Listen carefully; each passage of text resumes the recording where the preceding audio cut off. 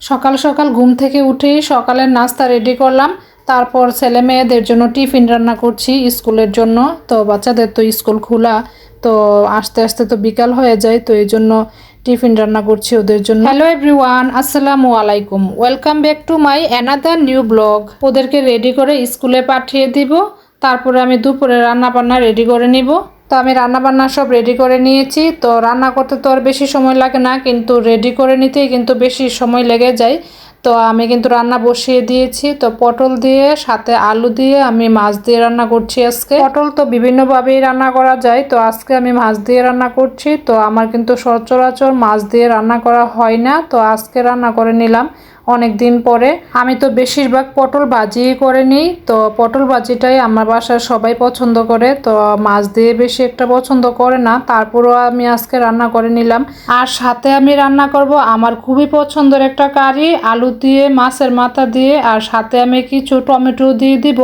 Tomato দিলে না খুবই সুন্দর একটা ফ্লেভার আসে এই কারি থেকে, আর এত মজা লাগে, আমার কাছে তো খুবই ভালো লাগে। তো আমি আজকে রুই মাছের মাথা আর সাথে কিছু লেজ ছিল ফ্রিজে, তো এগুলো দিয়ে আজকে আমি এই কারিটা রান্না করে নিচ্ছি। আজকে আমার পছন্দের সবগুলো কারি রান্না করা হচ্ছে, আর শেষে তো একটা ভর্তা বানাবো রান্নার শেষে। অলরেডি কিন্তু ভর্তা বানানোর প্রিপারেশন চলছে, তো আমি কিন্তু এক পাশে আমি তরকারি বসিয়ে দিলাম, তো অন্য পাশে ভর্তা বানানোর প্রিপারেশন চলছে। তো রান্না শেষে বানিয়ে নিব আর কি। তো পটল তো রান্না করা হয়ে গিয়েছে, তো এখন আলু তরকারিটা হয়ে গেলে আমার তরকারি রান্না শেষ হয়ে যাবে, তারপর আমি ভর্তাটা বানিয়ে নিব। তো এই যে দেখেন কতটা সুন্দর। আর আজকে খুবই মজা হয়েছিল আলু আর টমেটোর তরকারিটা। আর যেহেতু আমি খাওয়া দাওয়া করে ভিডিও এডিট করছি, এই জন্য বলতে পারছি আর কি।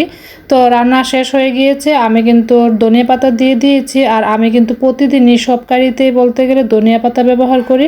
ধনিয়া পাতা ছাড়া আমার কাছে কোনো তরকারি ভালো লাগে না খেতে। আমার কাছে তো মনে হয় ধনিয়া পাতা দিলে তরকারির স্বাদ দ্বিগুণ বেড়ে যায়। আপনাদেরও কি তাই মনে হয়? তো যাই হোক, কথা বলতে বলতে এখানে কিন্তু তরকারি রান্না করা হয়ে গিয়েছে, তো আমি এখন চুলা থেকে নামিয়ে নিব।